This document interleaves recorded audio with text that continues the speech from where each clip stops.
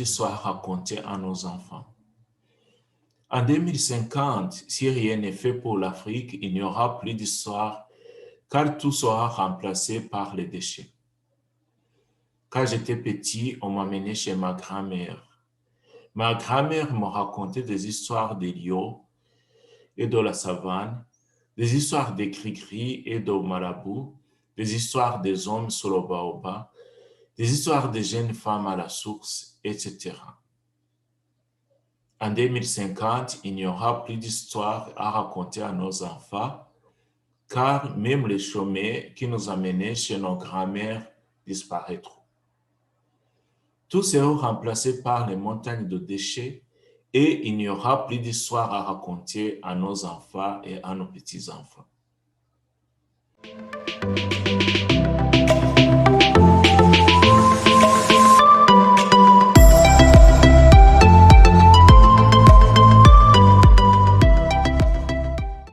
Nous n'aurons plus d'accès au lac Tanganyika, nous n'aurons plus d'accès au lac Kivu, nous n'aurons plus d'accès au lac Victoria, nous n'aurons plus d'accès au lac Albert, nous n'aurons plus d'accès au lac Turkana, nous n'aurons plus d'accès à la source du Nil, nous n'aurons plus d'accès à la source du Congo, etc.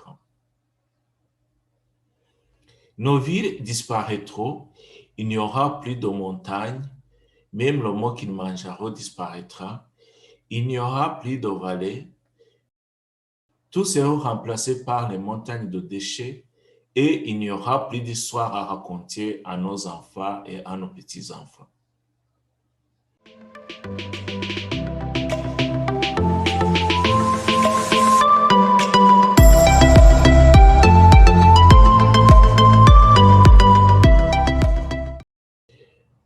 Dans nos parcs, il n'y aura plus de gorilles de montagne, il n'y aura plus d'éléphants, il n'y aura plus de girafes, il n'y aura plus de lions, il n'y aura plus de léopards.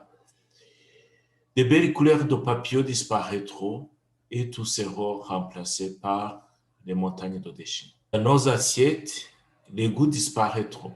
Il n'y aura plus d'ugali, il n'y aura plus de samosa, il n'y aura plus d'eau potable. Des mauvaises odeurs seront partout. Il n'y aura plus de l'air à respirer. Même tous les nouveau-nés porteront des masques. Tout sera remplacé par les montagnes de déchets et il n'y aura plus d'histoire à raconter à nos enfants et à nos petits-enfants.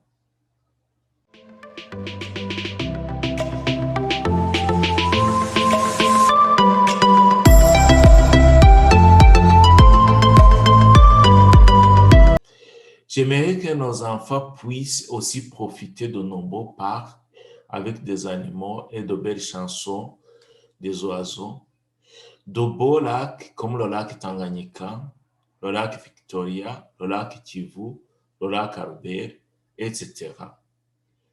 De nos villes propres avec de beaux restaurants pleins de nourriture biologique, de l'eau potable, etc.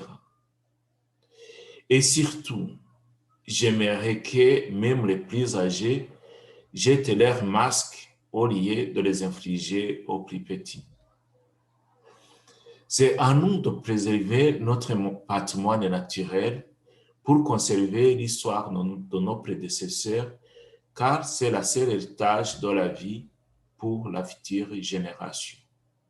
Ne fermez pas la fenêtre ni les rideaux, car l'Afrique, là-bas, fait attendre ces mots de sonnette d'alarme pour son inquiétude de déchets en 2050.